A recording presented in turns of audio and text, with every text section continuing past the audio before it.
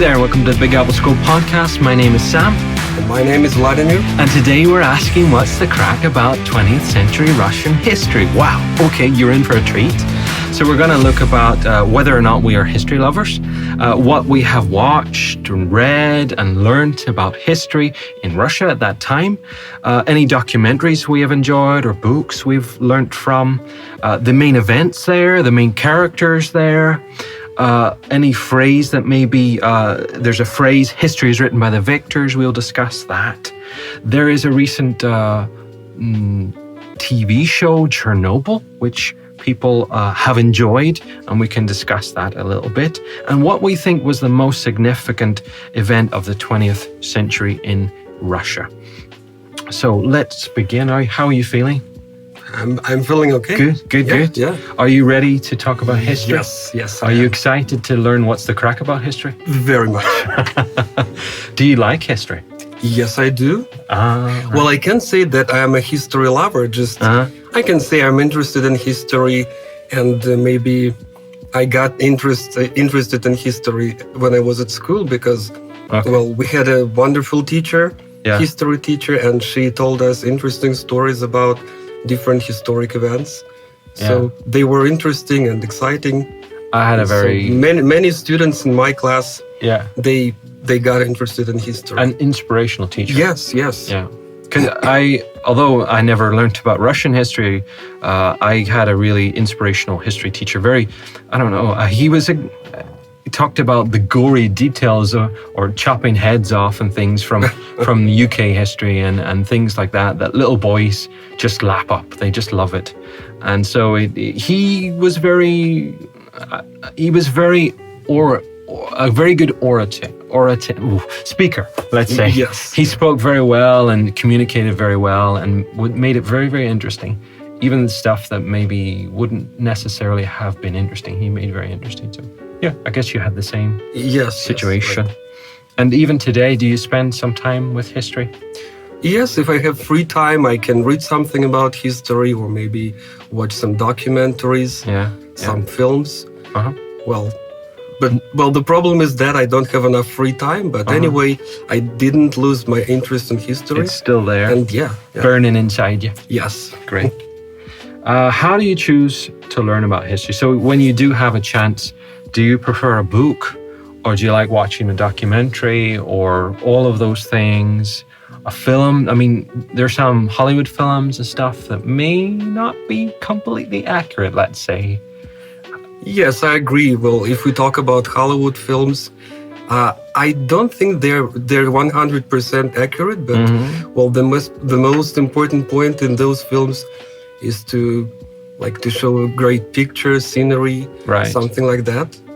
Get the drama. Yes. That's why they become popular. They may take our lives, but they may never take our freedom. Braveheart. Yeah. But as for me, I used to read lots of books, but now I just find some time to watch documentaries. Mm-hmm. Yeah, and you enjoy that. So you actually spend a bit of your. I mean, for me, I like history, and don't get me wrong, I enjoy it, but I don't spend a lot of my free time with it. I have kind of moods, I guess, history moods. Yeah. So I might watch science fiction, but most of the time I spend with maybe science fiction TV shows or something. Yeah, right. But I will read history books. I will watch some documentaries. You're the same? Yeah, the same. Mm-hmm. You're right. So you're not completely devoted to history. Of course. Okay. What is your favorite documentary or book about history, and why? Oh, well, I would say that I have two favorite documentaries about World War II. Mm-hmm. And the first one is, it's a British film called World War II in Color. And the second one is the Russian film, which is called Soviet Storm the Eastern Front. Well, I don't remember the exact name, but it sounds something like this. Okay. And, why are they interesting for me? Because if we talk about the 20th century history, I think that this period of time is the most interesting for me, and maybe not only for me, but for for other people Yeah. in our country, not only in Russia, but in former Soviet countries. Yeah. Because it's So very... a lot of stuff happened. Yeah. A lot of tragedies happened. Yes. I guess. So as an adult, I started to read about Russian history and 20th century history, and specifically the revolution in and around 1917 and World War II. And for me, the favorite piece of history by far is a book called Stalingrad, written by Antony Beevor, who I think is a British guy, I think. But it's he collected meticulously all the kind of information from generals and leaders in the war, and even maybe lesser known people, and he collected it all. Have you ever read it? No, I haven't read it, but I've watched a movie. I think, well, maybe I may be mistaken, but maybe that book was taken as a basis for the movie, which is called Stalingrad. No, you don't know? I don't know, because, well, I would say there are a few different books, a few different films, and a few different books, but I don't know. Not only Russian books also. Yeah, right. Because it was such a huge, and it was a turning point in the war. I guess it's become a very, very popular thing to recreate in some way. But I don't know if it was made into film, because it's very hard to say for sure. But it's a very realistic, what he wrote. Yes. It's a very realistic and personal look at Stalingrad and how it affected individual people. And yes, I agree with you, because, well, for many people, it's more important to see the life of individuals, not like politics or maybe some general picture. Yeah. So many people want to know what those people felt, what they did. So what? Because he gives facts and says, he says what all of the armies were doing and the maneuvers, but he also talks about personal lives and how people were affected and what people did. Yes, exactly. It's written like a novel, actually, and it reads kind of like a novel, even though it was true life. I mean, and he's basing it all, or taking it all, not basing, but taking it all from facts, from records. So he must have worked very, very hard to create it, and honestly, it's one of my top books, easily one of my top books. So what important events happened in the Russian 20th century? And we've talked about a couple already. Yes, I think besides World War II, I can talk about the revolution, the 1917 revolution. Well, because it was a turning point. Yeah. In not only maybe in the Russian history, but in the history of the whole world. Yeah. And because this event influenced all other countries, especially in Europe and, in the Middle East, in Asia. Well, and maybe one more event is the collapse of the Soviet Union in 1991, because it also affected people's life, again, not only in Russia, but in other countries that were included in the Soviet Union. Right. And even today, I guess there's a still people talk a lot about this event. Yeah. And I've heard, I haven't read much about the period after and during the collapse of the Soviet Union, but I've heard that it was a very difficult time for people. Can you? Yes. It was a very difficult time, especially the 1990s, the first decade after the collapse of the Soviet Union. Well, I remember, I was a teenager at that time, and our family had some problems and difficulties too with work. I mean, my parents, and with money, some financial issues, but still we survived. People just kind of survived that time. Right. And was it? Do you think it was more? It was worse maybe than World War II for families, or not nearly as bad? Well, I think anyway those events were different from each other, and I can't say that something was better or maybe something was worse. Well, I guess it's maybe a bad question, because there are a lot more people died in World War II. Yeah, sure. A lot more. Where So, were Lenin and Stalin good men? We like to be controversial. Yeah, it's great to be controversial. Yeah, it's a controversial point, and still people argue a lot about these two personalities like Lenin, Stalin. Well, I don't think that we can divide things like when something is black and white, yes, or good or bad, because, well, we can say that they did something good for this country. Yeah. Of course, something was bad, and well, it depends. I think that, like as for me, maybe, well, it seems for me that these people had more positive influence on our country, on our country's history. Right. But still, if you talk to different people, well, they have different opinions. Yeah, and even today there are people who would support them. There's still much controversy. Right. Because, I mean, I guess if you ask someone from the West, especially if you ask about Stalin, they'll say, oh no, he was a really bad man.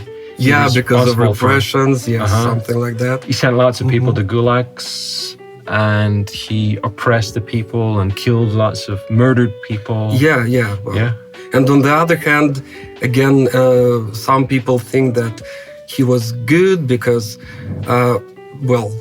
when he was ruling the country, let's say, the country won the war, and then the period of recovery was quite fast. I mean, like, of course, people had to sacrifice a lot, but anyway, the country achieved its goal. I mean, well, still, but in terms of development. Could we say that he was good for the country, but not for individuals? Maybe we can say that, yes. Yeah, because there were a lot of people who suffered because of him, but generally the country improved. Yeah. Right. I would agree. Yeah. And was he a true patriot? Do you think? Was he interested in Russia, or was he really interested in proving himself? If you get my drift, and kind of, it's a difficult question, but well, I think that he was a patriot because, well, anyway, we can see, we could see the people who lived at that time could see the results. I mean, again, if we connect it with the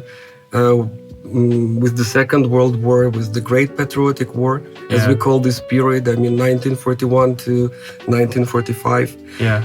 Well, still, the most important achievement was that the people, the country, won that war, and so we gained our independence. I mean, we could protect it. Yeah. Well, anyway. Yeah. But was that? Do you think it was directly because of him? Of course, not 100% because of him, but still. He kind of took credit, didn't he? If I'm not mistaken. It's like, I'm the best. Well, I think anyway, it depends on a person in terms of a person's leadership. And I think he was quite a good leader. Why not? Okay.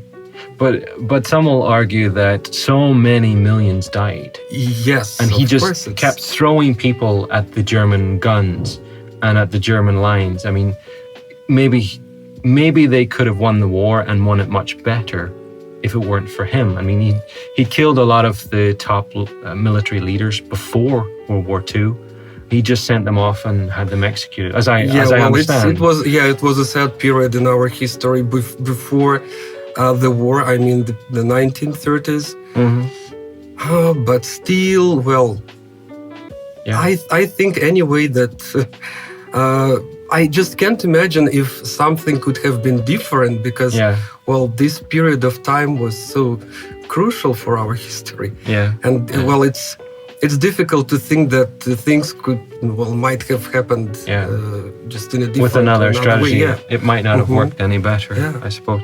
And Lenin, I maybe know a little bit less about Lenin, but I mean, what did he achieve for Russia? What good did he achieve? He was a promoter and an instigator in the revolution. Yes, and well, again, if we talk about the country, of course, the first period was very difficult because after the revolution, we had that civil war that was devastating for the whole country.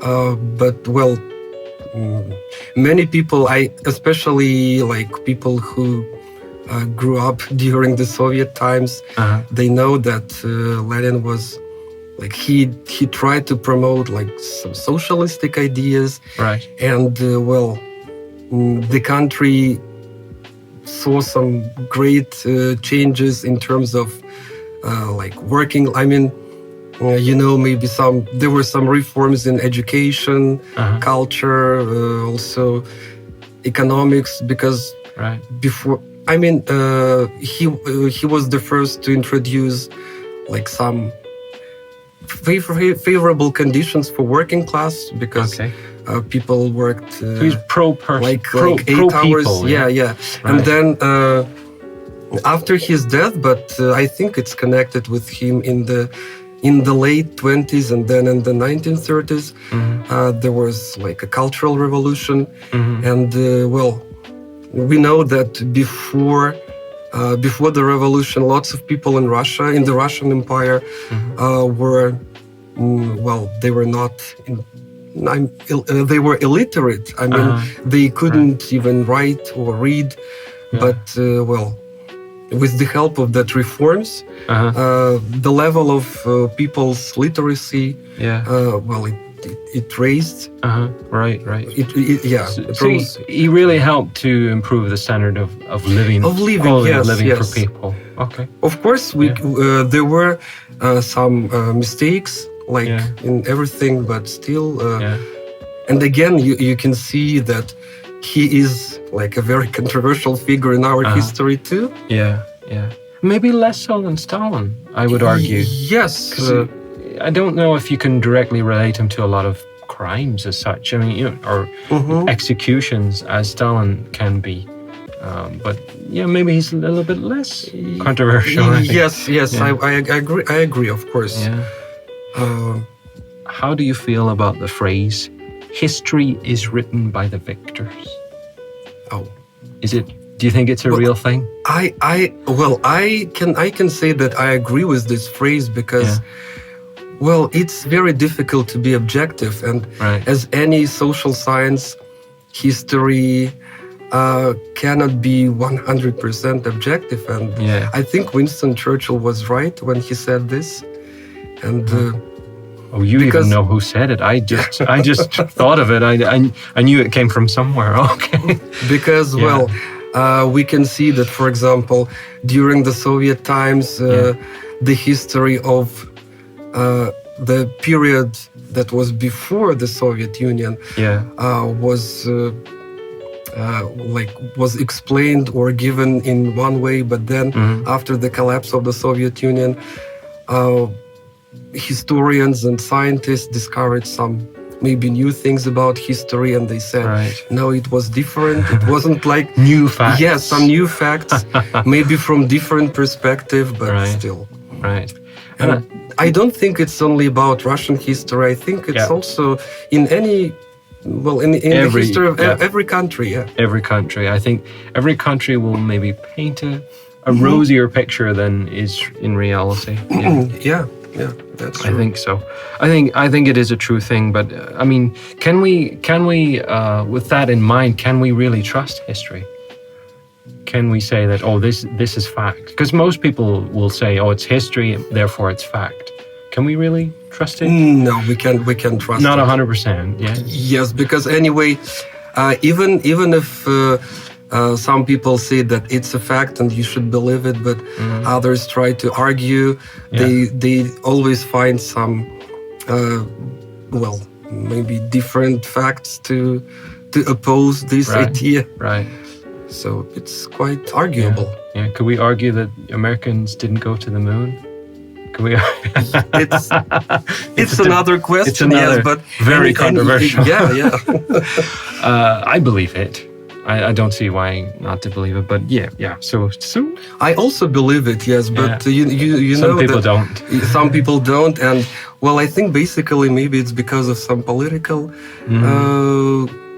again, controversy between our it wasn't. The funny thing was, it was the first man on the moon, but it wasn't representative. He wasn't representing the whole world. Yeah, not exactly. He was, because they put an American flag, didn't they? So controversial. Yeah, great. We love controversy. Yeah. Have you watched I've written here documentary, but it's a TV show. It's not a documentary. More recent one called Chernobyl. Chernobyl. No, Have you seen this? I haven't seen this, but well, recently I've read a lot of reviews, and like all of them are different. I mean, some people say it's good, some people say that it's not true, it's just fiction. Okay. And well, of course, not all of the things that were pictured there can be said that they're fiction, but still, some people believe that it's just a movie, and it's a dramatization. Yes, and and we said already that I mean, for example, I watched the King's speech, and it's really a dramatization. It's not. I mean, the time frame and everything is wrong. That king had a problem with his speech, but it wasn't really as bad and as dramatic. At least not as dramatic as the film makes out. I have watched this documentary. Oh, really? So maybe you can Are you going to watch it? Yes, because you're planning, after reading those reviews, well, I think I should watch it. I honestly really enjoyed it. I mean, HBO created it, and they just finished their Game of Thrones stuff, and it ended, I think it's safe to say, disappointingly for most people, maybe even worse than disappointingly for most people. But they've got this new thing for people to go to kind of console themselves at the disappointment, and they go to Chernobyl. And honestly, it's a mini series. There are only 5 parts to it, and I guess about an hour long, if I remember correctly. Someone will correct me if I'm wrong. And they feel very realistic. And having lived in Russia, I mean, it looks a lot like the buildings and stuff, you know, it looks a lot like Russia. Although it's Ukraine, of course, and Soviet Union, but it does feel realistic. I liked, and maybe this is just me, I always enjoy hearing, there were a lot of British and European actors, and they used their own accents. And I know that's not, some will argue, but they're supposed to be Russian people, or Ukraine people, or Soviet people. But I like to hear a person's natural accent. So I enjoyed it from that point of view, from the production and the choice to use their own accents. I enjoyed it. Okay. And I thought it very interesting, compelling, and scary as well. Would you recommend this film? I absolutely would recommend it. Okay. But there are elements, and even you can watch the little clips at the end of each episode, and they do say, and I think it's the director and some of the actors, they say that, well, just remember that this is not quite accurate. And they actually point out that there are some dramatizations, if you like, because they use, for example, to represent a huge amount of scientists that got involved, they use one woman, but they hold up their hands and they say, well, we did this because it was much more simpler to do that than to just have 200, 300 actors. And it couldn't really, I mean, it wouldn't be so dramatic if you did that. There were a couple of other things. A helicopter crashed, but in the TV show, they imply that it happened, or they show that it happened very shortly after the reactor blew up. Yeah. But in reality, it was months after. Yes, it was like we know that the explosion happened in April, but that in October, that crash, that crash was in October, right? Yeah. So, but I think what it has done is definitely for me, and I think for other people, it's got us thinking and watching documentaries and learning more about Chernobyl, because what I didn't know was that there was a huge risk that it could affect all of Europe much worse than what it did. I mean, it could have made parts of Belarus and Ukraine, or maybe the entire countries, unlivable. Right. Even today. So it could have been much worse. Which is... I agree, yes. I had no idea about that. Of course I knew about Chernobyl, but I had no idea that how serious it could have been had it have got out of control. I should see this film. I think so. It's very convincing. I mean, there are elements of where it's made just simplified, if you like, but it is worth watching, I think, and it is compelling. Do you think that films and even, well, we kind of talked about this, right? Do they tell the true story? And we say no. We know it's, I mean, listen, if you think that, I'm sorry, it's not true, right? It's, as I say, it's a dramatization. And if they didn't dramatize, I think people wouldn't want to watch them. Yeah, yes. I absolutely agree with you, because anyway, they try to attract some people just to get them interested. And well, to do that, they use some maybe special effects. Yes, as you say, they dramatize. Music, like... right. And I think... Because they try to just to affect or maybe influence your feelings, first of all. Yeah. And I mean, you weren't there, so you don't have like fear or happiness or anything. But they try, like any TV program, they try to affect that with music, with suspense.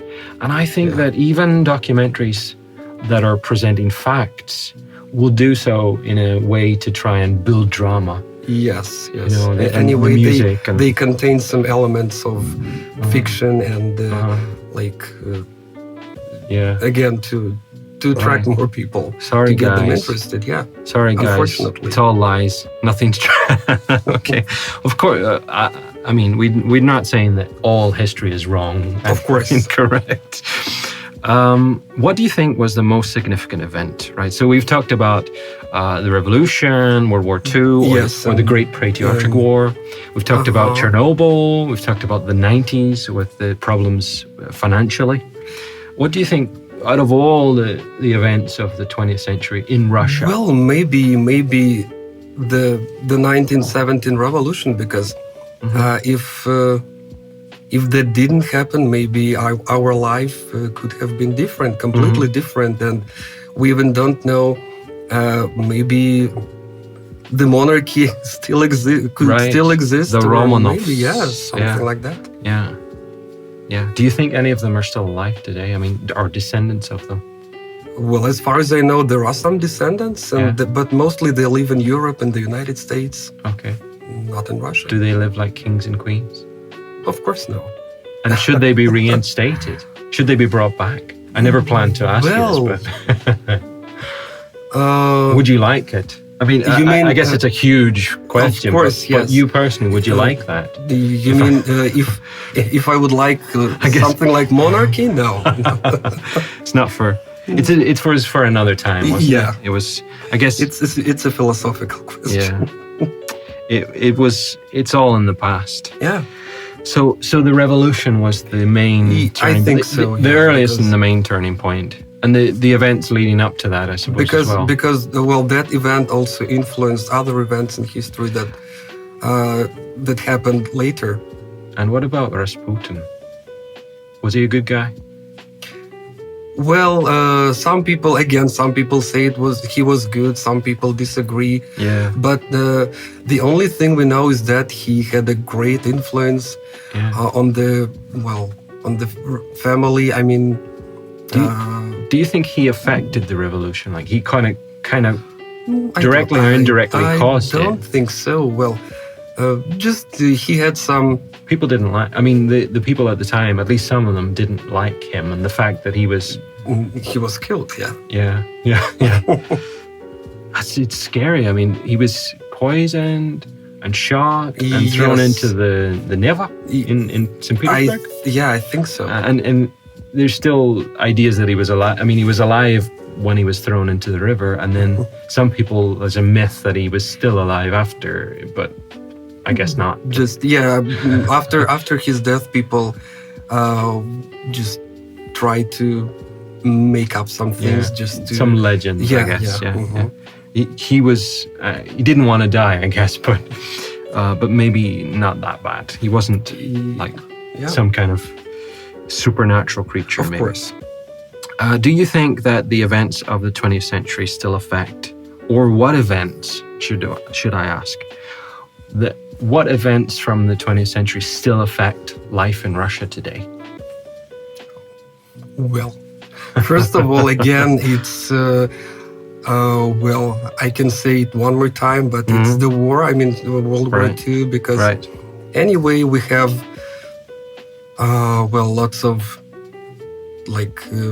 memories about this event, and I can say that that event, it influenced every family in the former Soviet Union. It's pretty much every family lost someone, didn't they? Someone's grandfather or mother or grandmother or whatever, they were killed or affected. Well, that's why nowadays, many people in our country give greater importance to this event, especially. Well, maybe you know that the way we celebrate the Victory Day on May 9th, so you can see all this. It's a big day. It's a big day. And also maybe the second event that still affects our life is the collapse of the Soviet Union, because that decade it was difficult, but of course nowadays it's much better. I mean, the life is much better, but we still feel some. It's still quite early from that time, and there's a transition, I guess, from this such a strong system to now a kind of democracy. And the transition period is quite slow and difficult too. Okay. Well, I just remember one Chinese saying. Well, maybe I can paraphrase it, but it sounds like the worst thing is that when you live in the period of reforms, because more so than in Soviet times or socialist or whatever. Okay, well, guys, that was the crack about 20th century Russian history. So I hope that you learned something. We told you how we view and read and learn a little bit about history when we have the time and interest, and how that we don't believe everything we hear or read, but we talked also about Lenin and Stalin. Like, it's not quite a black and white issue that they were evil or good, but that there were elements maybe of both in their lives, whether intentionally or not. We talked about Chernobyl and the new TV show, which I recommend if you're interested in anything like that. And we talked about the most significant and still affecting events from the 20th century. So that was the crack about 20th century Russian history.